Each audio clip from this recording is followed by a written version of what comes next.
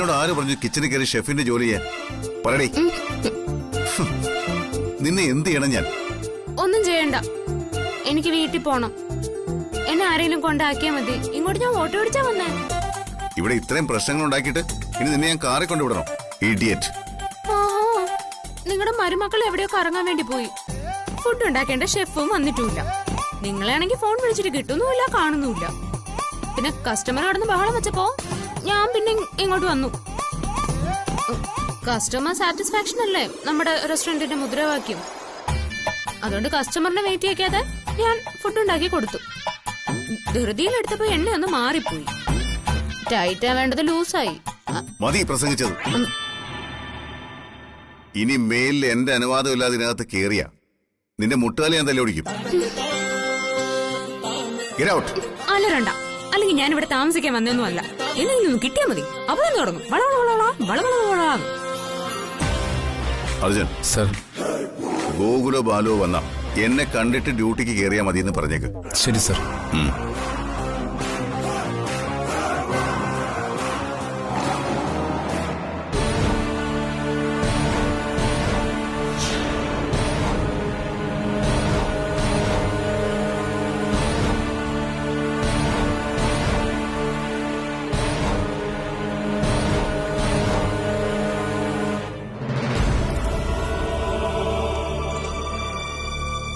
നിക്ക്, നീ എന്തിനാ റെസ്റ്റോറന്റിൽ പോയത്? അത് ചോദിക്കാൻ കാത്തു നിന്നാണോ നീ? ആവശ്യമില്ലാത്ത കാര്യങ്ങളിൽ നീ ഇടപെടരുതെന്ന് DK നിന്നോട് എത്ര പ്രാവശ്യം പറഞ്ഞു? റെസ്റ്റോറന്റിലെ കാര്യം നോക്കാൻ ബാലുവും ഗോകുലും അവിടെയുണ്ട്. ആവശ്യമില്ലാത്ത പ്രശ്നങ്ങൾ ഉണ്ടാക്കാൻ മേലിൽ നീ അവിടെ പോകരുത്. എന്നിട്ടാ ബാലുവും ഗോകുലും ഇന്ന് എവിടെ പോയി? ഇവിടെ നിന്ന് റെസ്റ്റോറന്റിൽ പോകാനെന്ന് പറഞ്ഞിറങ്ങിയ നിന്റെ അനിയത്തിമാരുടെ ഭർത്താക്കന്മാര് ഉത്തരവാദിത്വം ഇല്ലാതെ എവിടെയോ കറങ്ങി നടക്കുന്നത് കൊണ്ടാ എനിക്ക് അങ്ങോട്ട് പോയേണ്ടി വന്നത്. അവരെ ഉത്തരവാദിത്വം നീ പഠിപ്പിക്കണ്ട. റെസ്റ്റോറന്റിൽ എന്ത് നടന്നാലും അതൊന്നും നിന്നെ ബാധിക്കുന്ന കാര്യമല്ല. എന്റെ ഭർത്താവിന്റെ പേരിന് കളങ്കം ഉണ്ടായാ അതെന്നെ ബാധിക്കും. അതിന് DK നിന്നെ ഭാര്യയായിട്ട് കൂട്ടിയിട്ടുണ്ടെങ്കിലല്ലേ? വലിഞ്ഞു കയറി വന്നവൾക്കുള്ള അവകാശം പുറംപോക്കിലാണെന്ന കാര്യം മറക്കണ്ട. വലിഞ്ഞു കയറിയാലും നേരെ വന്നാലും ഈ താലി എന്റെ കഴുത്തിൽ വീണ നിമിഷം മുതൽ ഞാൻ DKയുടെ ഭാര്യയാണ്. ഞങ്ങൾക്കിടയില് ഇനി എന്ത് പ്രശ്നം ഉണ്ടായാലും നിയമപരമായി അദ്ദേഹം എന്റെ ഭർത്താവാണ്. അദ്ദേഹത്തിനുള്ള എല്ലാ അവകാശവും അധികാരവും ഈ വീട്ടിൽ എനിക്കുണ്ട്. അതിനകത്ത് കേറി തലയിടാൻ വന്നാ മരുമോളെ എടുത്തിട്ടോ അലക്കും ഞാൻ. നിന്റെ സ്ഥാനവും നിലയും ഞാൻ മറന്നാലും നീ മറക്കരുത്. അതെന്റെ മരുമകൾ എന്ന പദവി മാത്രമാണ്. കൂടുതൽ വർത്തമാനം പറയണ്ട. റെസ്റ്റോറന്റിൽ പോയി എല്ലാം കുളമാക്കിയപ്പോ നിനക്ക് സമാധാനമായല്ലോ. DKയെ അപമാനിക്കാൻ എന്തിനാടി ഇങ്ങനെ ഇവിടെ കടിച്ചു തൂങ്ങുന്നത്? ഞാൻ DK ഉപേക്ഷിച്ച് പോകുന്നു, DK എന്നെ ഇവിടെ ഇറക്കി വിടുമെന്നോ സ്വപ്നം കണ്ട് നീ വല്ലാതങ്ങ് വിഷമിക്കുന്നുണ്ട് അല്ലേ മായേ? പക്ഷേ നിന്റെ ആ സ്വപ്നം നടക്കില്ല.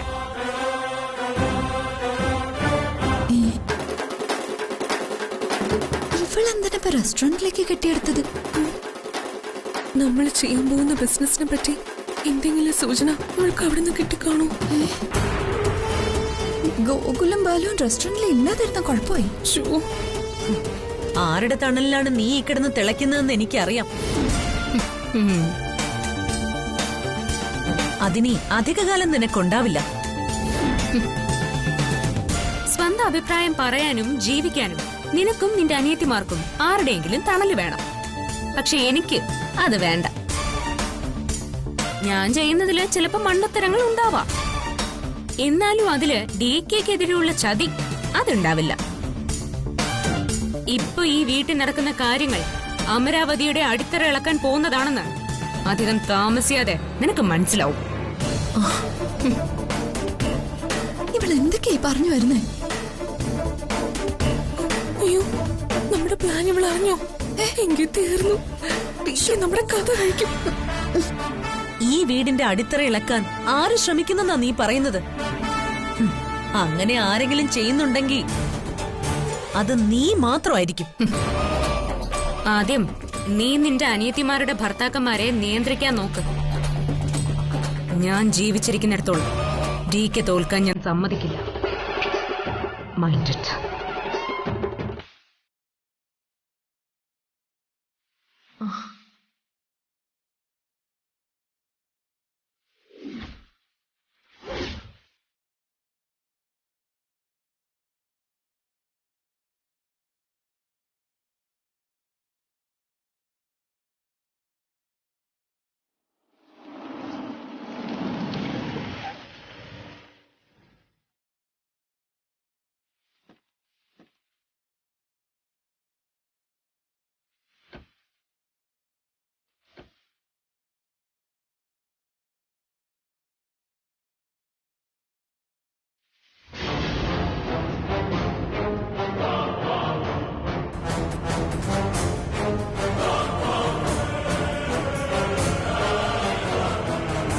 നിങ്ങളെന്താ റെസ്റ്റോറന്റിൽ പോയില്ലേ?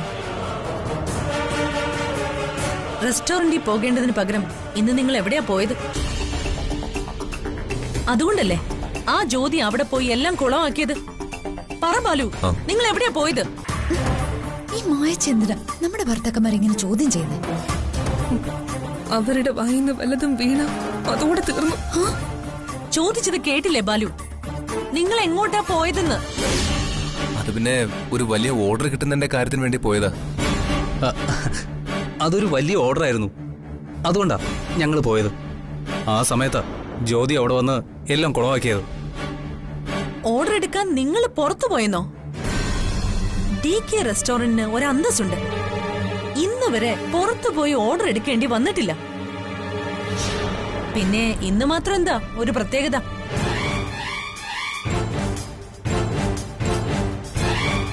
DK അറിഞ്ഞിട്ടാണോ നിങ്ങൾ ഈ ഓർഡർ എടുക്കാൻ പോയത്? അതല്ല, കൊറോണ കാരണം എല്ലാ ബിസിനസ്സും തകർച്ചയില്ല. അപ്പോ ഒരു വലിയ ഓർഡർ കിട്ടിയാ അത് നല്ലതാവൂലോ എന്ന് വെച്ച് പോയതാ. ഇന്ന് വരെ DK റെസ്റ്റോറന്റില് അങ്ങനെ ഒരു ശീലമില്ല. അത് DKക്ക് നാണക്കേടാണ്. DKക്ക് നാണക്കേട് ഉണ്ടാക്കുന്ന ഒന്നും നിങ്ങളായിട്ട് ചെയ്യരുത്. എന്തായാലും ഇതിപ്പോ പറ്റിപ്പോയില്ലേ, അതിന്റെ പനിഷ്മെന്റ് കിട്ടുകയും ചെയ്തു.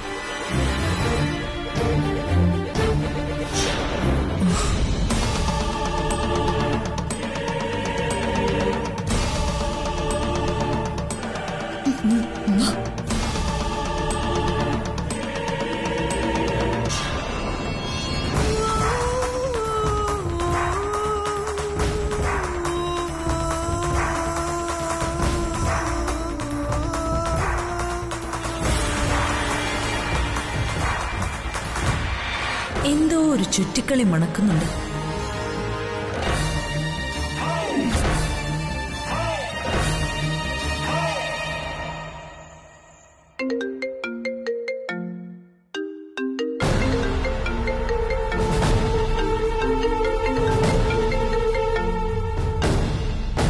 ഹലോ, അതെ, DK തന്നെയാണ്. എന്താണ്?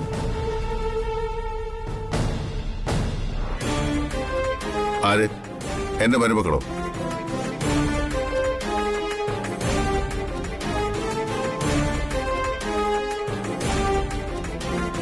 ഏയ്, നോ ചാൻസ്. നിങ്ങൾക്ക് ആള് തെറ്റിയതാവും.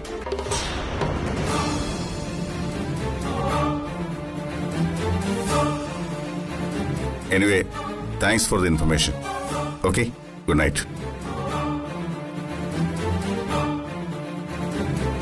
അയാൾ പറഞ്ഞത് സത്യമായിരിക്കും.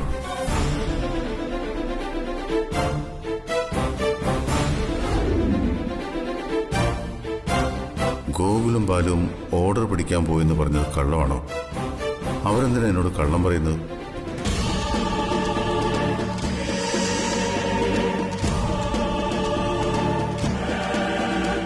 സുന്ദരത്തിന്റെ ഓഫീസിൽ ഇവർക്കെന്താ കാര്യം?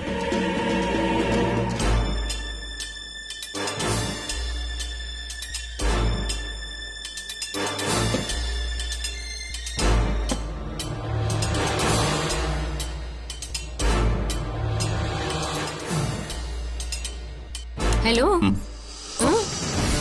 എന്താ ഇത്ര വലിയ ആലോചന? ദിവസം ഓരോ തലവേദന ഉണ്ടാക്കി തരാൻ നീ ഉണ്ടല്ലോ. ഓ, അപ്പൊ തലവേദനയാ? അല്പം ബാം പുരട്ടി തരട്ടെ? നോക്കട്ടെ, ചൂടുണ്ടോ? മാറി നിൽക്കടി. അതിന് എന്നോട് എന്തിനാ ഇങ്ങനെ ചൂടാവുന്നേ? പിന്നെ ചൂടാവാതെ? നീ കാരണോ ഞാനിപ്പോ ഈ തലവേദന അനുഭവിക്കുന്നത്?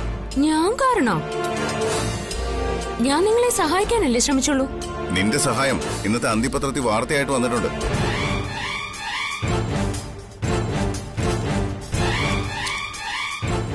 നോക്ക്, DK റെസ്റ്റോറന്റിൽ നിന്ന് ഭക്ഷണം കഴിച്ച 3 പേർ ആശുപത്രിയിൽ. ഇതിനേക്കാൾ വലിയൊരു നാണക്കേട് ഇനി ഉണ്ടാവാനുണ്ടോ?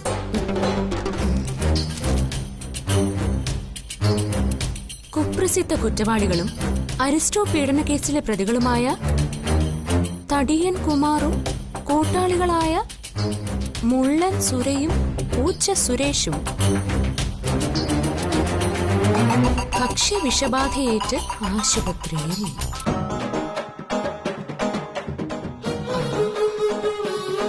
അരിസ്റ്റോ കോളനിയിൽ 18 തികയാത്ത പെൺകുട്ടിയെ പീഡിപ്പിക്കാൻ ശ്രമിച്ച കേസിലെ പ്രതികളാണ് ഇവർ.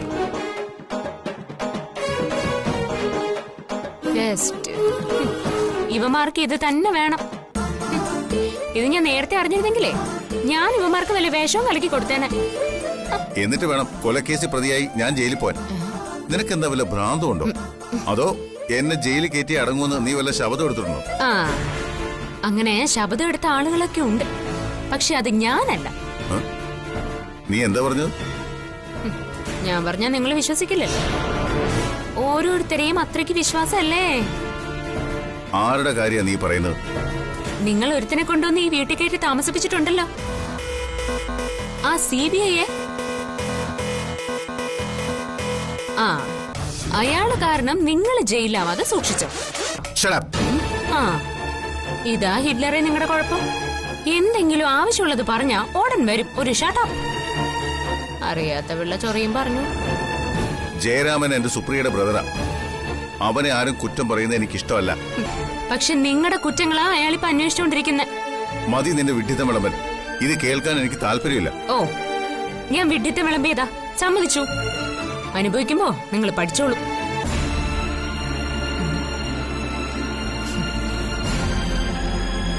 നാ പിടിക്കും. പിന്നെ ഭക്ഷണം വിളമ്പി വെച്ചിട്ടുണ്ട്, കഴിക്കാൻ വരാൻ പറഞ്ഞു അമ്മ.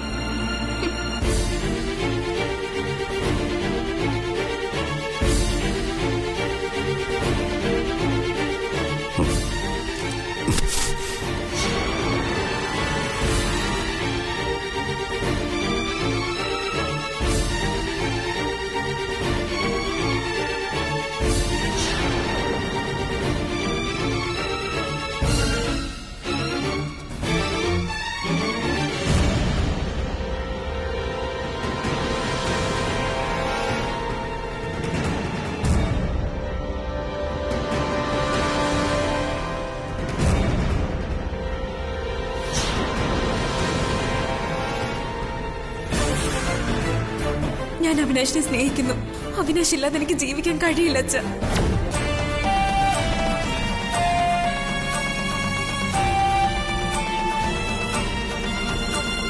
ഇവൻ നല്ലവനാ, ബുദ്ധിമാനാ, ആവശ്യത്തിന് സ്വത്തുണ്ട്. നമ്മുടെ മോളെ കല്യാണം കഴിക്കാനുള്ള എല്ലാ യോഗ്യതയും ഇവനുണ്ട്.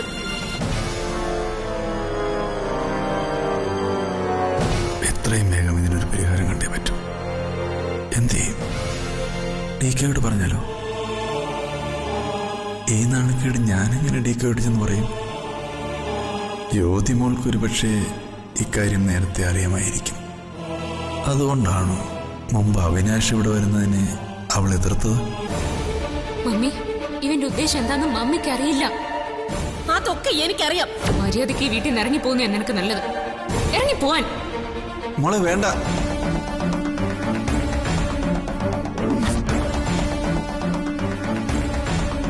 അതെ, എല്ലാം കൂടി ആലോചിച്ച് നോക്കുമ്പോൾ അത് തന്നെയാ ശരി.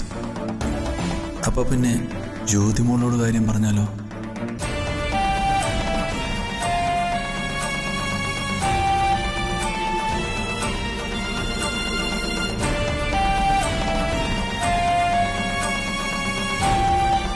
അല്ലെങ്കിൽ വേണ്ട. അവളെ ഇതിൽ ഇടപെടുത്തി ആ ജീവിതം കൂടി താറുമാറാക്കണ്ട. ഞാൻ തന്നെ നേരിട്ട് ഡീക്കയോട് പോയി പറയാം. ഡീക്കയുടെ ബന്ധുവല്ലേ അവിനാഷ്. അയാൾ പറഞ്ഞാൽ അവൻ ഇതിൽ നിന്ന് പിന്മാറാതിരിക്കില്ല. വീടിന്റെ സമാധാനം പോയാൽ പിന്നെ ജീവിച്ചിരിക്കുന്നതിൽ എന്താ അർത്ഥം? ഗൃഹനാഥനെ മനസ്സിലാക്കാത്ത ഭാര്യയും മക്കളും തന്നെ ഒരു വീടിന്റെ സമാധാനം ഇല്ലാതാക്കുന്നത്. എന്തായാലും വരുന്നത് പോലെ വരട്ടെ. DK തന്നെ കണ്ട് കാര്യം പറയാം. പറഞ്ഞേ പറ്റൂ.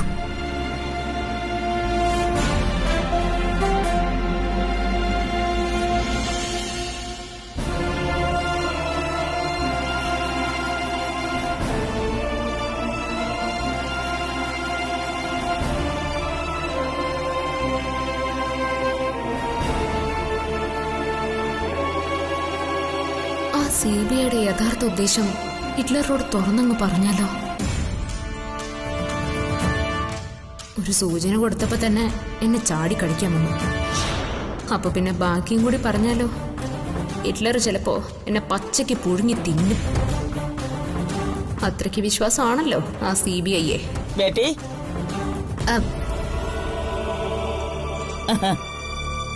എന്താ ഒരു തിങ്കിങ്? എല്ലാരും ഫുഡ് കഴിച്ച് കിച്ചൺ ക്ലോസ് ചെയ്ത് പോയി. അല്ല, മോളെന്താ ഇവിടെ വന്ന് നിൽക്കുന്നേ?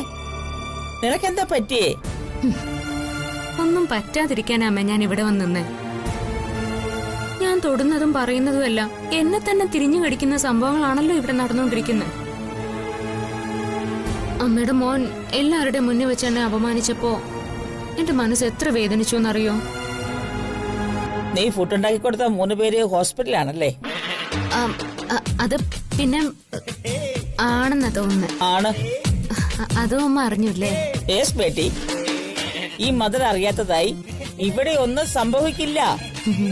എന്റെ ലിറ്റിൽ കണ്ണം പറഞ്ഞത് കേട്ടിട്ടില്ലേ? എന്ത് സംഭവാമി UK എന്ന്?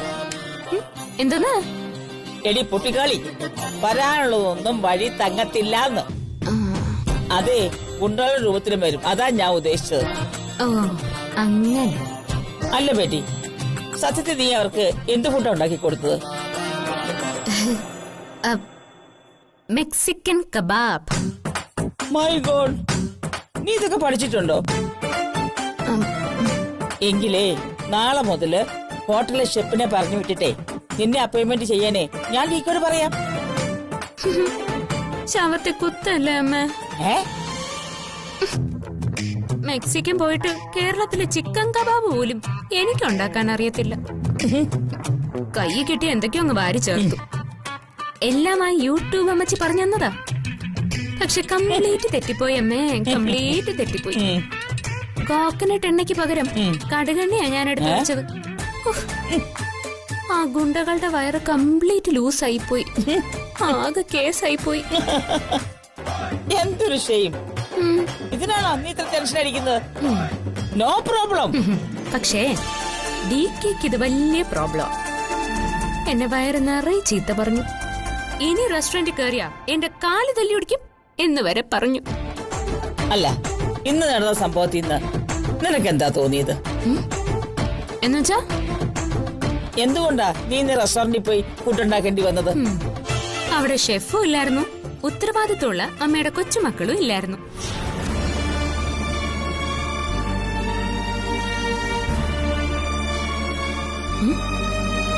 അമ്മ എന്താ ആലോചിക്കുന്നു? അല്ല, മുമ്പ് ഇങ്ങനെയൊന്നും ഉണ്ടായിരുന്നില്ല. ഇപ്പൊ ഇങ്ങനെയൊക്കെ ഉണ്ടാകണമെങ്കിൽ എന്തായിരിക്കും അതിന്റെ റീസൺ? അമ്മയുടെ കൊച്ചുമക്കൾക്ക് ഉത്തരവാദിത്വം ഇല്ല, അത്ര തന്നെ. ഹിറ്റ്ലറിന് അവരെ കണ്ണടച്ച് വിശ്വാസം. അതിനെതിരെ ഞാൻ എന്തേലും പറഞ്ഞ അമ്മയുടെ മോനത് പിടിക്കില്ലല്ലോ. സ്വന്തം ഹസ്ബൻഡിനെ അമ്മയുടെ മോനെന്നാണ് വിളിക്കുന്നത്. ഇപ്പോഴും അങ്ങേര് അമ്മയുടെ മോൻ മാത്രം. ഇതുവരെ എന്റെ ഹസ്ബൻഡ് ആയിട്ടില്ല. അതെ, നിനക്ക് കഴിവില്ലാത്തോണ്ട്. വല്ല മിടുക്കുള്ള മരുമകളൊക്കെ ആയിരുന്നെങ്കിലേ ഇപ്പൊ ഈ വീട്ടിലെ ഒരു കുഞ്ഞിന്റെ കരച്ചില് കേട്ടാന്. അയ്യടാ, ആ മിടുക്ക് കൊണ്ട് അങ്ങോട്ട് ചെന്നേച്ചാ മതി. ശപിച്ച് ഭസ്മമാക്കി കളയും അമ്മയുടെ മോൻ.